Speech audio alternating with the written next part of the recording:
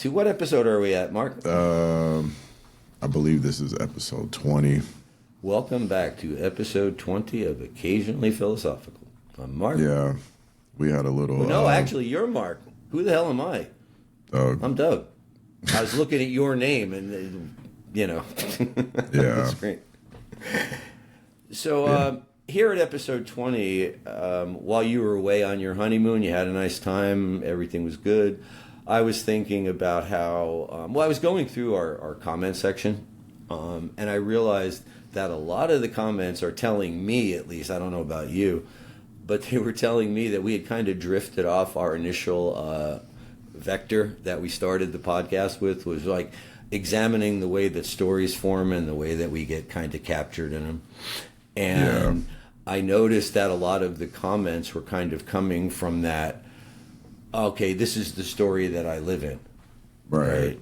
And I'm trying to respond in a way that acknowledges the reality of the story that they're in, but also trying to like drag the conversation back to what our initial intention was. But we got kind of sidetracked with, the crap that happens in the world, so. Yeah, current events, things that you see online, it happens. Yeah, drag us off topic. So I kind of wanted, at least my intention was to try to bring this back around to that exploration of, the stories that we tell, how we acquire them, and how resistant they are to change, and a lot of that discussion about, what I recognized. Sorry, I'm going to go off on one of my tangents, Mark. One of the things that I recognized in looking at the comments, especially when it came to the art, when we were kicking the concept of toxic masculinity around, was that the title that we chose to post that particular excerpt of the conversation was what people focused on, rather than actually the content of what we were saying, because the title was Fall for the Red Pill. Yeah. And that idea that everyone was reacting to is, what do you mean fall for it? It's like we're waking up, and I thought, there was probably a better title that we could have used for that one that might have short-circuited some of that, that particular commentary. But it does show how trapped we are in our stories. Well, yeah, I think it also partly shows the reactionary part of our, same thing with, newspaper headlines. It's like, you react to the headline. Without reading the story? Without reading the story or listening, so I'm sure there's part of it that's that too, Yeah, at any rate. Because I think on most of our videos, the most people don't stick past much, very far into the video, so I don't think you watch the whole thing. Well, on the shorts, I think we get more. They've watched the whole thing. Yeah, where on the short. On our hour long, they're clicking out early. But again, that's probably that part of that may just simply because we're still trying to chart our course, and so having a solid theme that we're going to deep dive into on each episode has not been what we've been doing. And maybe that's what people are looking for. It's all right. So, I guess we'll get back to stories. Ishmael, what we started with. Yeah. Good old Daniel Quinn said, hey, you know what? Maybe you're knocking on the wrong door, so to speak. And, we had talked about that. We had looked at, like some of the criticisms that you could place. But even with all those criticisms that one could legitimately place, we did find that the Christine Webb Arrogant Ape, which is just published this year, does lend some support to the thesis that he was developing as far as his human exceptionalism. We're better than everything else, and therefore we get to pretty much use the planet however we want with the environmental degradation and all of that. And then we left that and we sort of moved into the modern story making apparatus, right? Yeah. And do you remember what that was about? I just want to make sure that you and I are on the same page as we start to build up again. What, as far, oh, like, are you talking about like propaganda? Yeah, that discussion where we brought in like Walter Lippmann's, formulation of the pseudo environment that gets created in our head that we actually react to, not so much what's actually in the world, but the model of the world that we build in our head. And then Edward Bernays, picked that, kind of ran with that model in the. And both of those men were involved in the propaganda efforts of World War One, right? And so they learned about what works, what convinces people, what doesn't. And then Bernays going on to be the father of the modern public relations industry. And he basically wrote the blueprint. Yeah, he basically wrote the blueprint. And then what we did a little bit was trying to map that blueprint that he created to modern influencer culture, right? Like in what ways are they similar to that model that he laid out, right? And one of the things that we had talked about briefly, although we didn't do a deep dive into either Lippmann or Bernays, we just kind of scanned over, their contributions to the public relations industry that we're in. And, the idea that one of the things that Bernays was talking about in the transition from what he called the invisible government, those elites in the background somewhere that are deciding, the business elites, the ones that are deciding how to organize everything to make sure everything runs smoothly, how they used, although the term wasn't coined at the time, influencers at the time, like people that were in the news that could influence a lot of people. And so, get your message in front of them kind of thing and get them to talk about it. And so we looked at how that then morphed into this modern influencer, culture, and that whole manufacture of consent. I think that term was coined by Lippmann, if my memory is not defective right now. And then that got brought, then you recently read Manufacturing Consent by Chomsky and Herman, as far as like the way that the arena of discourse is boxed off. Right. And so that then relates to these stories that we live in, right? Because it seems to me, maybe I'm wrong here, you could correct me, but it seems to me to be the case that the box that Chomsky and Herman described, we don't all live in the same box. We're not all talking in that same box. And that's one of the issues that is suggestive to me of what Ishmael, what the Ishmael thesis did. Right? Yeah. No, at least that's what it's doing to the way that I look at that, and I could be completely, like off base, like miss the whole point. What do you think about that? No, I agree that that's that's one of the bigger problems, is why there's such a disconnect, because like I guess one of the things I think about, like, say, the economy, it's like they talk about the economy is like doing good or whatever, and essentially what they mean is, is the stock market doing good?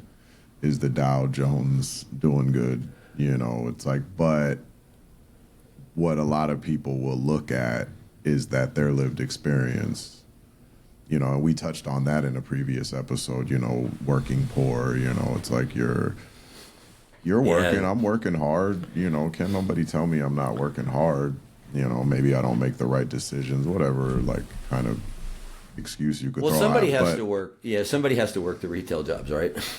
Right. So, but I guess, like, back to so I think there's like this disconnect between like a lot of the things, and that's just like one example. It's like, oh, the economy's doing great, and it's like somebody working that retail job is like, well, what are you talking about? Like, I can't barely feed myself or whatever. I can hardly feed myself, yeah.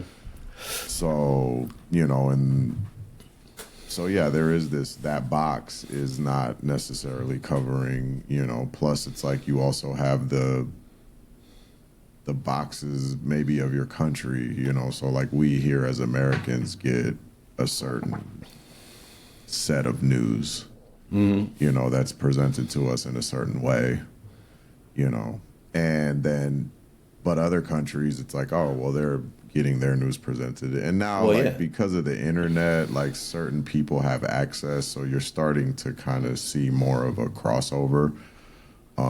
Just because one of the good things that I think, one of the things that the internet did provide us, I think, is just for better or for worse, the ability for everybody who, no matter who you are, as long as you have a computer or even a cell phone nowadays and internet access, you could post stuff. So, now that also leads to a whole bunch of people lying and making stuff up. But, the fact is my point being is that you'll see somebody that say living in one of these countries that the America says is terrible or is communist or whatever it is, and they're like, oh, well, actually I live here and it's not that bad. or it's not that at all, or whatever, or this is their story. Back to the story thing is like, okay, well, we have a different story that we tell over here. Yeah, well, so then how is it that narratives shape what we think is normal or true or unchangeable? Yeah. I mean...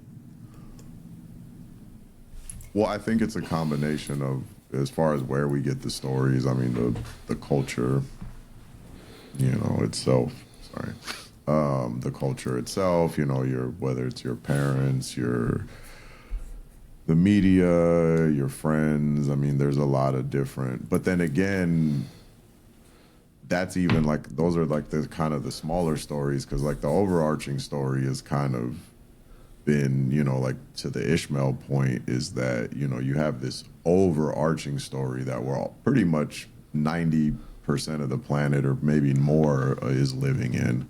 Right. This human exceptionalism. There's that story, but then, you start breaking down the different stories, like the American story and the Chinese story and the, and I think that actually leads to a lot of the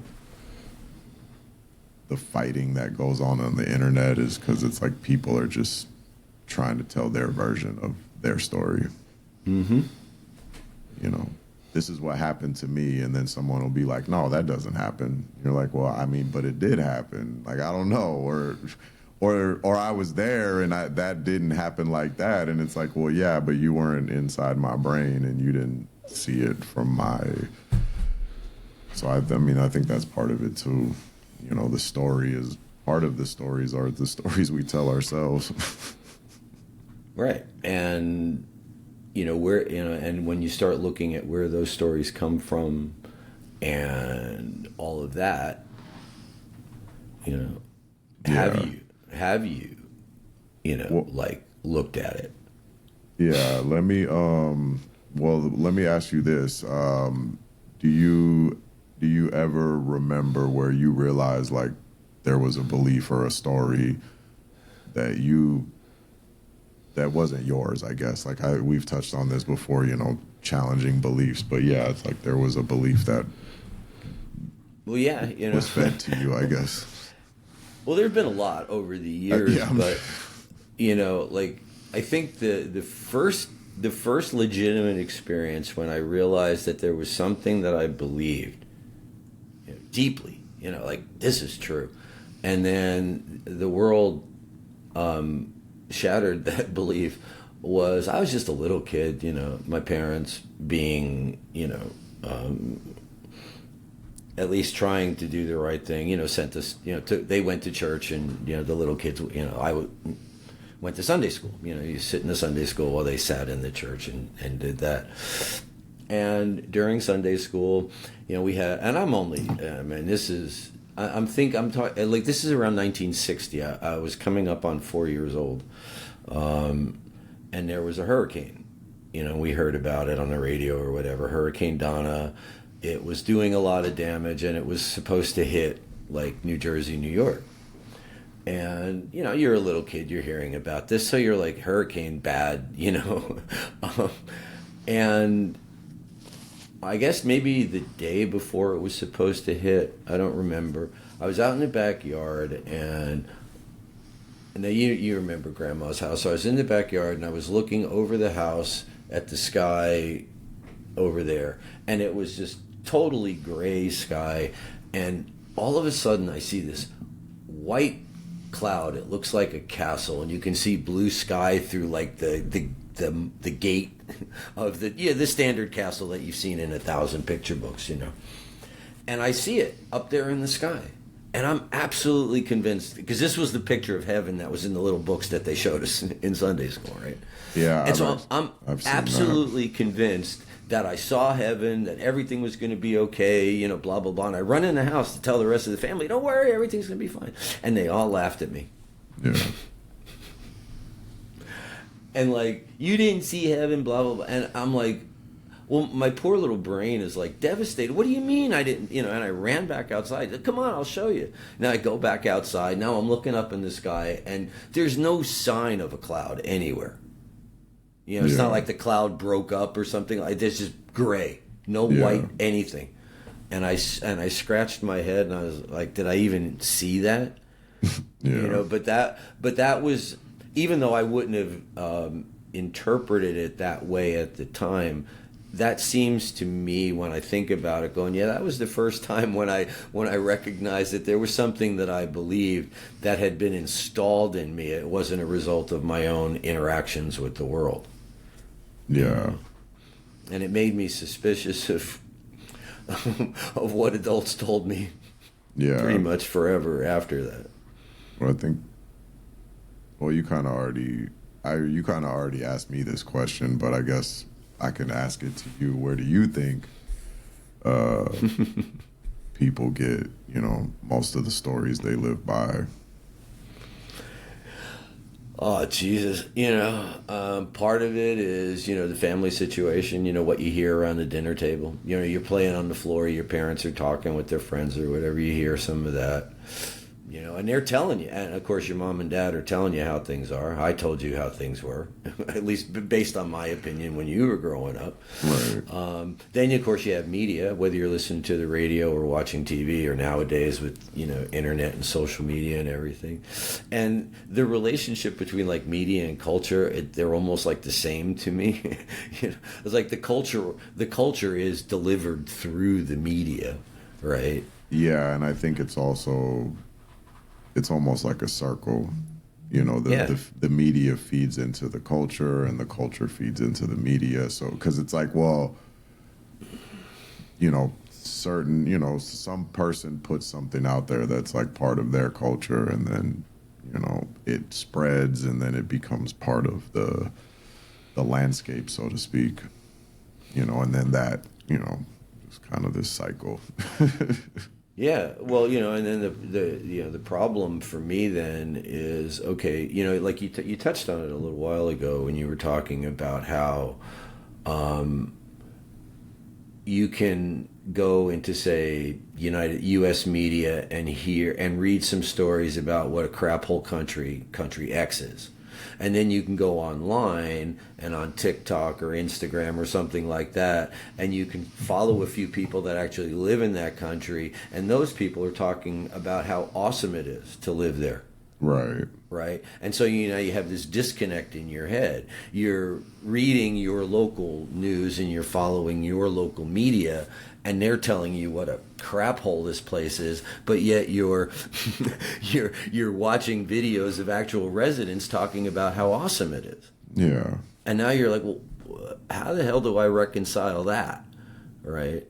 You know, and I think that this is where it gets, you know, a little murky for me, because we're picking up what to believe, right? We're choosing, in a lot of cases, what it is that we're going to believe based on this early formation of what's relevant, what matters. Right. You know, and when you look at your own reactions to what's going on in the world more generally, do you see any connections to those early formative years? Me being a single parent, dragging you around from apartment to apartment. You're not really able to form any stable friendships with people because we're constantly moving and things like that. Do you think about that as how it built your own worldview and how you react to things today? Well, I think in a lot of ways that set me up for, I guess, for it moving kind of and meeting different people, but it set me up for like change. Things change, right? Constantly. I remember taking a class like back when I worked at Delta, and it was like a class on change. Things change in the workplace and all that stuff. And I remember talking to one of my coworkers and just basically saying that, I don't know, like I've had like 20 different addresses in my life. Like change is like normal. It's just part of life. I went from, while I don't remember it, I was technically born in Jersey, moved to California, spent my first birthday in California, and moved throughout Southern California and even a little bit of Northern California, and so like change was just normal, going to a different school, and while towards the end of the beginning of school was a few changes, although it did get stable. But I guess my point being that I'm trying to lead up to is that challenging beliefs, and beliefs change too. I might have believed something because of, I don't know, some friend I met when I was going to school in Sacramento, and then I moved back down to Southern California, and it's like, oh, well, these people over here have a different story that they tell. So, it's like, So when it comes, that, I'm having a hard time formulating the question that I want to ask you now.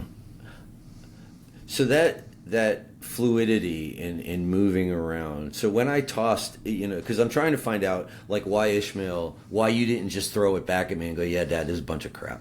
Do you think it may have been something to do with that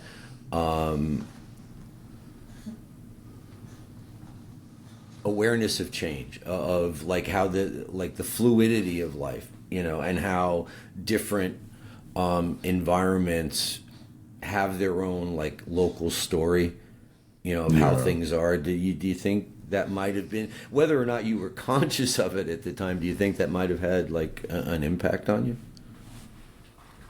Yeah. I mean, I never really thought about it, but I think, now that you posed the question, but yeah, I would say yeah, just because the idea in Ishmael is kind of a fairly, I would say, radical idea. It's basically challenging kind of the whole narrative, Yeah, the entire narrative, from day one. Yeah, the story that he's critiquing is the one, the basic story that's taught in elementary schools or junior high schools or whatever, everywhere. Approximately 10,000 years ago, in the area that we know that we call the Fertile Crescent, Iraq, that area, people started planting food and building cities, and everything that we've ever known about anything, it arises from that march of civilization from there across the face of the planet. Right. Right. And all of the stories that we tell today are in some ways derivative of that, right? Or at least that's one way to look at it. But when you start looking at like outside of the Western, the story of Western civilization, when you look at Chinese civilization or Indian civilization or things like that, that's part of these stories in conflict right now, because they have maybe different underlying assumptions about how the world is organized. Yeah. Well, actually, yeah, you just reminded me of, there was that video I saw recently, maybe a few weeks ago, but basically someone was saying, oh, like the indigenous people in the Americas didn't invent the wheel, and like as if that was some sort of bad thing, right? Like, oh, well, they're so, like they're dumb or whatever. Like, oh, they couldn't invent the most simple machine or whatever, right? And then somebody, responded back to it, basically saying, well, they didn't need a wheel. Like this is how they transported, and they showed some other thing that they used besides a wheel, where it's like, they didn't use a wheel. They tied this up to the horses or donkeys or whatever they use. I forgot exactly, but it was just the point of the reason why I'm bringing it up is just the story. It's like, all right, well, in this dry desert landscape where the ground in a lot of places is fairly hard, a wheel makes sense. But in a humid atmosphere, area where it's muddy and it's like, it's not, the ground is not always firm like a wheel. I mean, you're older, back before cars had posi traction and all-wheel drive and all type of stuff. You wheel gets stuck in the mud. Your car can still get stuck in the mud, really. But now they've done stuff where the tires are wider and blah blah blah. But well, yeah, and you've got all your drive is not in one wheel. So if the one wheel is spinning, the other one will grab traction and all that kind of stuff. Engineering solutions, right? Right. Well, yeah. You had all-wheel drive, but then you had like posi traction, which was it would split it. Whichever wheel had traction, that's the one that got the power, and the other one that was spinning, it would just release that. But yeah, I'm not an engineer. I'm not an engineer. So when you were growing up, what were the stories that you heard that you didn't know were stories at the time, but eventually you started to realize that you were living within things that don't necessarily track to how the world actually is? Yeah, I mean, the kind of the fun ones, it's like, oh, well, like Santa or the Tooth Fairy or whatever. It's like, yeah, I mean, I while I don't actually necessarily exactly remember the transition between belief and not belief,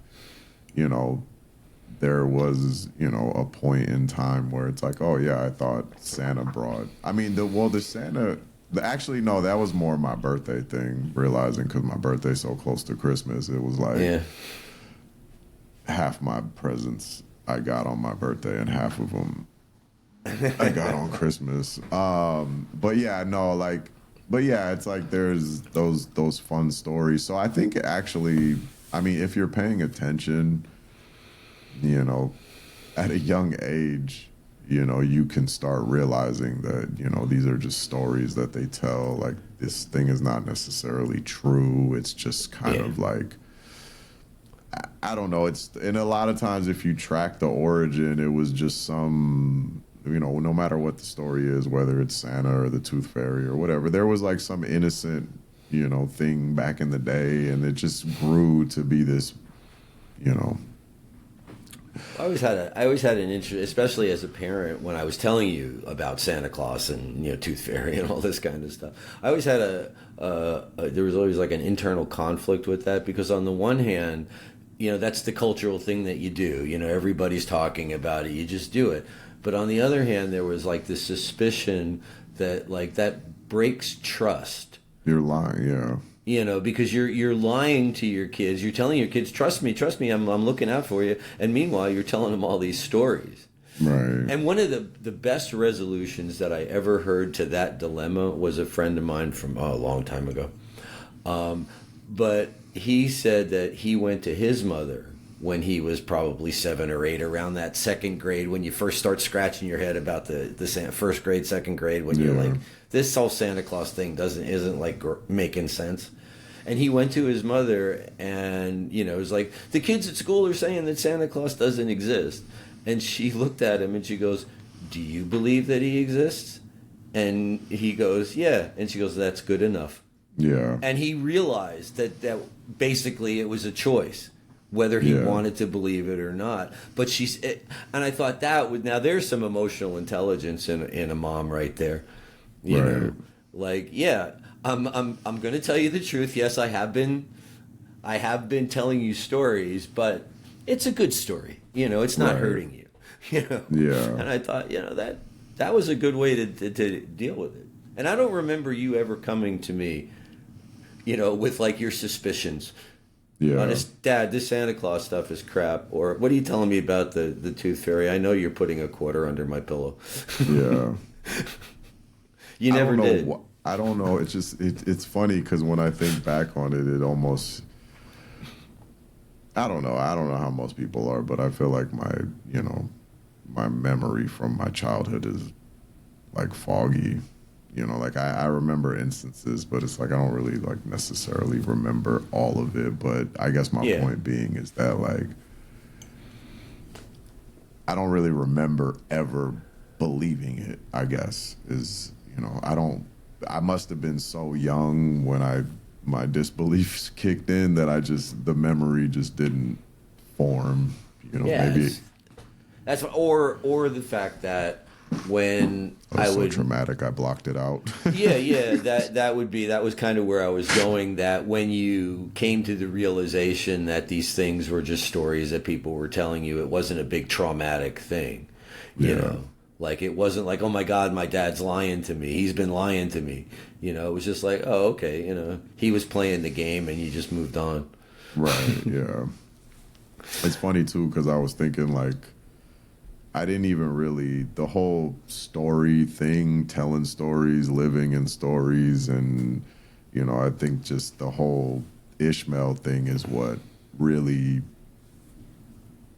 opened my eyes to even the idea, period. It was like even, like growing up just like believing in God and, God and religion is just like this thing that's just, it's around, it's everywhere, it's on TV, it's, you drive past churches, people going to church on Sunday, it's it's like your friends, your coworkers, it's just like this thing that's, and, even that is just like a story.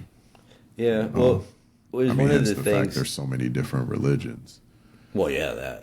But I remember, like in one of our earlier conversations, you had, when we were talking about Ishmael the first time, you had mentioned a couple of times the background hum, of that story, and and I think about that because it's not monolithic. It's like there's pieces of it everywhere, right? And that we're assembling. And like you just mentioned a great example. I mean, you drive down the street, nobody has to say a word about God. All you have to do is notice church, Saint Mary, Saint Peter, Saint, whoever, Church of the Immaculate Conception, and just church after church after church. And then there's the synagogue and the mosque and the temples, the Kingdom Hall. And the Kingdom Halls and everything. They're everywhere. And so without ever uttering a word, right, the story of Mother Culture is promoted. It's there. Right? And, going back to our little, mistake when we posted our discussion on toxic masculinity and being asleep or awake. Yeah. What stories do you think that most people are asleep to right now? Well, I mean, I guess partly religion, and the human exceptionalism part, that which kind of like lead into each other.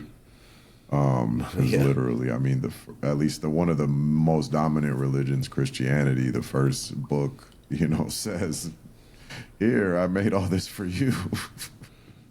Well, yeah, I mean, if you want, I mean, if we're going to follow the Quinn trajectory, then the root of human exceptionalism could be found in the religious writings that claim a special status for humankind in relation to all the other life that's on the planet. Right. So those two, although, like I said, they kind of feed into each other. One makes the other one. But yeah, also, I don't want to go too deep into it, but also like the, capitalism, I guess, being like the best system, since I'm on my little socialist, whatever, learning journey. Well, it's not, and I'm not, obviously I'm just learning, but I'm not even sitting here saying that, Marx was right or whatever, but like, doesn't seem like it's working for a lot of people. You mean capitalism? Yeah, but they still, for whatever reason, they still love it, so I would, I guess, consider that being asleep to that story. Because, well, it's... somebody said it a while back on some interview. It was basically like, in capitalism, everyone can win, or anybody can win, but not everybody can win, I think is what it was. Well, yeah, that makes sense. I mean, that's pretty much the way the game is set up. Yeah, it is set up for winners and losers. You have the opportunity, but see, I guess that's the story that I'm think that people are asleep to, is like, why does it have to be winners and losers? Why can't everybody? And I'm, why can't everybody? Maybe not like win. I'm not saying everybody should be a millionaire, but like, at least, hey, I can. I don't know, afford to eat food and stuff. Well, eat real food, Yeah, not like, Well, because what you know this, you've seen it, and everybody does, and this is one of the things that kind of cracks me up, because on the one hand, we know, for example, what kind of foods to eat that are most beneficial for physical health. Right. Right. We know that it's published, documented, peer-reviewed, empirical evidence. People eat that way, and they feel better, and all this stuff. Except that organic food is not going to be purchased by the people that are working retail because they can't afford it.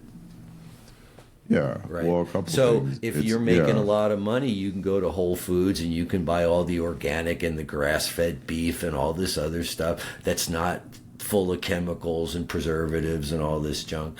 But when you go to the dollar store and you go to the grocery section, or you go to Target to the grocery section, what are you going to find? You're not finding organic. Yeah. No, well, you're finding all the high sugar, all the... Well, it reminds me when I first moved out on my own, and I remember, like, as a kid, like, you used to always like buy tuna helper, and like, but never like hamburger helper, or rarely ever hamburger helper, and I always thought like, oh, hamburger helper's the good one, like, why we gotta always eat tuna helper? But when I became an adult and I moved out on my own, and I realized like I could get a box of tuna helper for $1, and I could get like 2 cans of tuna. At the time, it was like 2 cans of tuna for $1, I think, or something like that. So it was like, yeah, for $2 or for really $3, I can have like 2 full boxes of, and a little bit of milk or whatever. But yeah, it's like, okay, that now I understand, but also to the point is that, that's not healthy. There's like all type of, salt and all type of whatever they put in there to keep it, on the shelf for a long time. Right. All that preservatives, all those chemicals. Which is actually another side, reason why sometimes it's harder to eat healthy when you're poor is like even when you do spring to buy those vegetables, sometimes, you know, you're working so much that, you know, you come home and now it's like 2 days later and you haven't eaten them. Now they're expired or well, they're getting moldy or whatever. Maybe not 2 days, but you know what I mean? Like they're going bad because they don't last that long.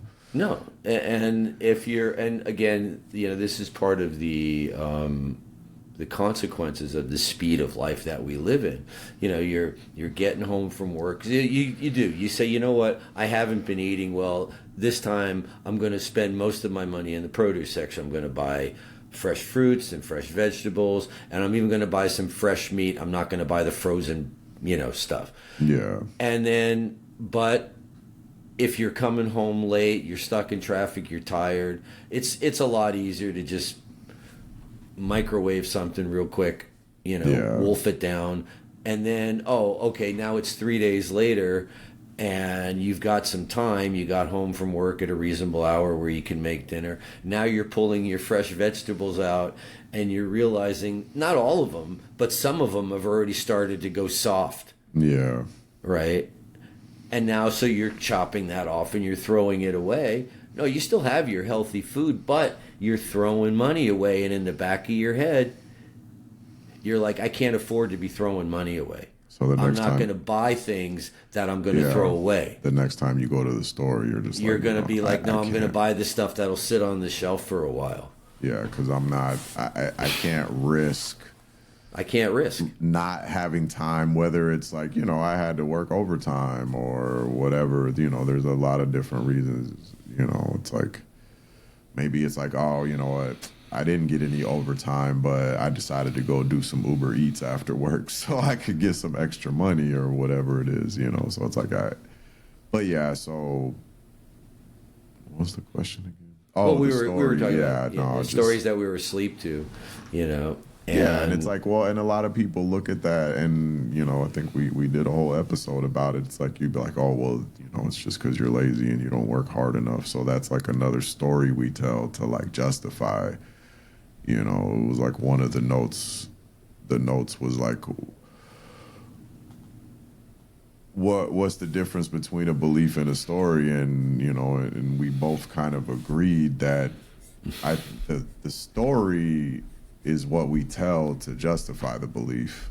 Yep. You know, it's like and a lot of times, and sometimes the belief comes before the story. I think a lot of times the belief comes before the story. Somebody says something, you're like, oh, that makes sense. And maybe it's because you're fitting it into the, you know, I mean, it's hard to go back to like a clean slate brain, you know, because obviously, you know, at 69 and 45, you know, or almost, but yeah, like, you know, I have a story that's already been built out. So now all this new information that I'm gathering as I go along and continue along in life, I'm trying to fit into those stories.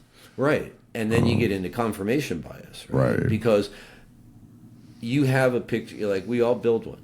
I have one. It got built. Now, the therapeutic disaster kind of took that picture and scrambled it, and, you know, and now as I reassemble it and decide which parts are solid and which parts need to be just let go of, you know, as far as like the structure of the story. But now I'm in this mode where, yeah, you see the infinite number of ways that you can start to assemble things and pick things up. Right. Yeah. You know, because like we're you know, in a way, we're criticizing the stories that people live in while we're writing our own. Oh, we start with Ishmael. You run through Walter Lippmann and blah blah blah. Oh, okay. Here's this way of explaining everything. It's just one. Mm-hmm. Right. It makes sense to me. It allows me to operate in the world in a way that, as you know, various bits of information come to me, whether it's what I'm reading online or it's a YouTube video I saw or a conversation I have with some random person when I'm out in the world. You know, what story are they in? and how to build that bridge if there's a conflict. Yeah. Right. Because if there's no conflict, there's no problem. Right. But it's it's how do I decide when I pick up a book or I'm looking at a newspaper or I'm reading a story about anything, whether I accept it uncritically, oh yeah, this justifies my position, or do I at least go, all right, this supports my position, but how might it not? How could, where would it not fit? What picture of the world would this not fit? And I that's still a work in progress for me. What I'm trying to be aware of right now, especially now that we're getting back to our initial purpose for what we wanted to talk about, is being aware of confirmation bias. Not necessarily saying that everything that I read that supports my point of view needs to be suspect necessarily, but just keeping that in my head, that am I latching on to this particular writer merely because it supports the view that I have? Is that the only reason that I'm holding on to this? Or does it help me to understand more, or is it just, well, if you argue with me, I can hit you with 10 names instead of 7. I can hit you with 10 people that agree with me instead of just 7 people. Therefore, I'm right, rather than really looking at the evidence that I'm collecting as balanced, that I'm looking at the whole picture. Yeah. And I don't know, that seems to me, in my mind at least, that where I'm at today that's the suggestion that I keep taking from that initial Quinn's formulation of the stories that we live in. Okay, yeah, I could take the story of Western civilization. I can certainly bolster that with a lot of writers. I mean, I probably have a couple of dozen books here that would support that thesis very well, very strongly. That Western civilization and capitalism and the engine of progress and all that this is it. We're on the path to human flourishing, baby. But I'm also aware of the downsides of that. My own experience in being the child of the poor dad and the rich dad, poor dad economic framework. So I know, I didn't learn the mechanics of investing and stuff like that, so I couldn't teach it to you. And therefore, where we struggle on we understand capitalism as a system, and we understand that there are winners and that you can be a winner if you play the game right. Yeah. But, lacking the entry fee into the arena, that makes it difficult. So our worldview and our stories are going to be more critical of that. Right. Just because. And being aware of that says, all right, when I'm being critical of capitalism, I'm aware of the fact that I'm being critical of it because I'm really not in the game. And if I was in the game, like if I was actually, if I had a couple $100,000 that I was investing and I was playing the capitalism game and then criticizing it from within, that's a different, right? It's a different story that I'm inhabiting, right? So my perspective on what's wrong with the system is going to change based on that perspective. Because it's working for you, so you're not necessarily going to see all problems. Of the problems that you see, say, for being outside of the system. Right. Right. Yeah, because yeah, I live in capitalist society, but I'm not a capitalist. Like, I don't have capital. Right. And so I'm a laborer. I sell my time for money. right. And so that perspective changes the story that you live in.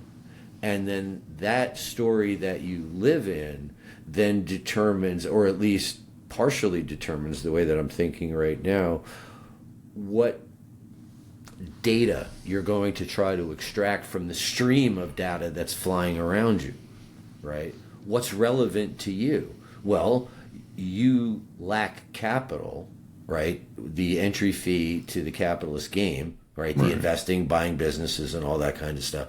So your critique is, how do I get in, right? Versus a critique of someone who's in the game, playing, maybe getting beat up because they're making bad investments or whatever. You know, they're going to be in a different story. And then we step back and say, yeah, but they're all stories, right? Capitalism is a story, communism is a story, socialism is a story. You know, and you're trying to pick one that, or at least I'm trying to pick one that enables me to make sense of the conversations that I hear going on around me, and enables me to be effective in dealing with other people in whatever means I have to deal with them. So that when those, oh gee, you know, like we've talked about, like what story do you live in that you have to have a gun, that you have to have 2 gun safes for all your weapons? What world do you live in that you need to be armed to the teeth like that? Yeah. Right. Okay, I don't live in that world. I don't have that fear of hordes of criminals coming to steal all my stuff or whatever it is. I don't know what motivates people to want to keep a personal arsenal. But I do know that if I have to talk to that person, I better have a bridge between their view of the world and my view of the world. Right. And be able to at least acknowledge, and that's what I hope we can do as we develop our themes in the podcast, is to at least show that, okay, when that conflict comes, we have a different story. We need to kind of, try to build a bridge between your story and my story, find the common areas and where they differ before, it goes crazy. And I think in that, and you do see examples of that around. I don't have one right at hand, but where those dialogues do happen, and I think a lot of it. Well, it kind of I don't know. It kind of reminds me of like those conversations that people have, like I guess around like healthcare and universal healthcare and stuff like that. It's like when you kind of approach it in a way that like, oh, you ask questions like, well, do you think that healthcare costs should be expensive? Or I'm not thinking of a good question, but like it's just it's like basically it's like the questions you ask, you find out that like most people, even people that may fight against universal health care, they actually do want it. They just don't. It's just the framing that it's like government health care is bad, so I don't want it. Whereas like if you ask them questions that in a way that's like they would answer in the affirmative, is like, well, yeah, I would like that. I would like that. And it's these are the stories that we tell though, right? Because that frame, right? If you have a frame that sees government involvement in anything as a negative, then government-sponsored healthcare is going to be bad. It's by definition. Well, it's the government. It's the government doing it, right? And you actually hear that sentiment, right? So but now you're like, well, now you go. We run the tape back, and we said, well, where are they getting their information from, and how is that being packaged to them such that that's a coherent story that they can live in? Right. Right? And then this goes back to the story formation and what was happening in your life. What was your family? Where did you go to school? How did your family, the adults in your life as you were growing up manage your media consumption? Right. Right? Because you can have two kids both born, two young people both born in 1980 like you were, right? With parents that one was very liberal in their children's use of media, and one was very strict. No, you don't get to spend 4 hours a day on the computer. You get 1 hour a day, and it's supervised. You're going to be doing research for your homework or whatever, but no futzing around.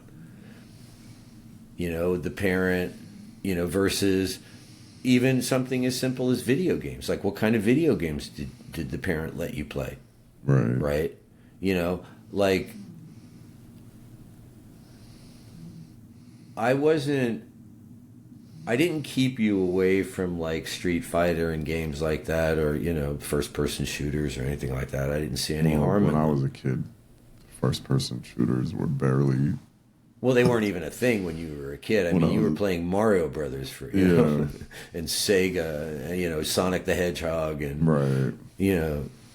There, but anyways, but they weren't the violent games. But even when you were a teenager, violent. Yeah, but even as a teenager. But some parents would let their kids play those Street Fighter-like games, and others wouldn't. No, you get the educational games, Dora the Explorer, whatever, but you don't get Street Fighter or Tekken or whatever, right. And then you would suspect that these young adults now would have different worldviews, different ways of looking at things, predicated on how their, informational environments were structured. Right. Did you grow up in a house with a lot of books? Or did your parents, come home from work and flip on the TV and turn into couch potatoes? Yeah. All that kind of stuff is an influence, on which stories we accept as we get older, right? Right.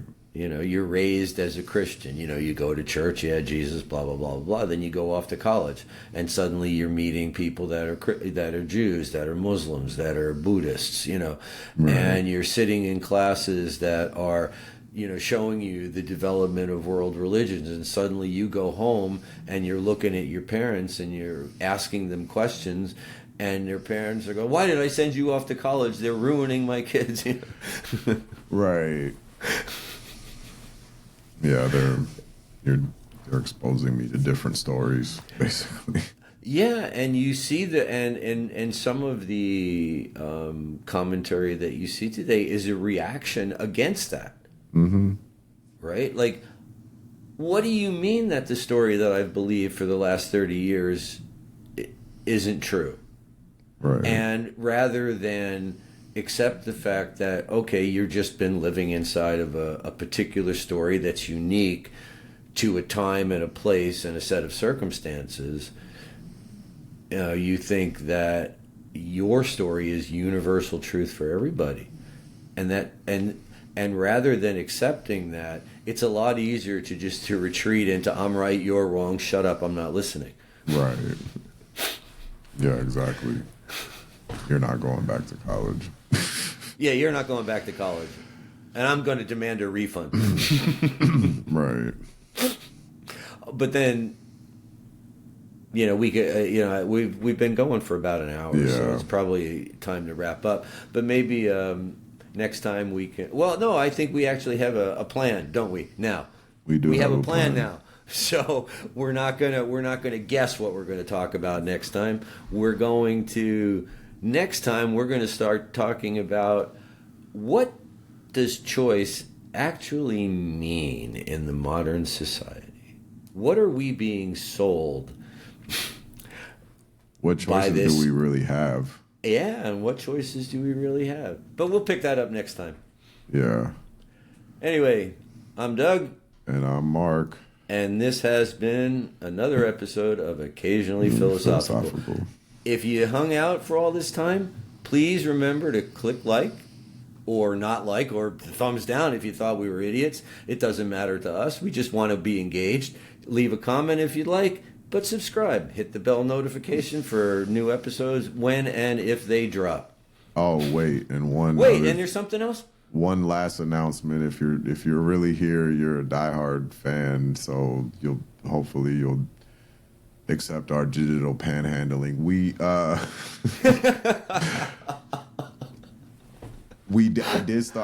started a Patreon. I haven't put a link in yet.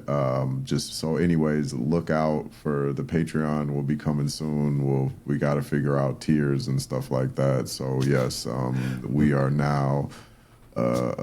Pretty soon we will officially be digitally panhandling, and just like everybody else.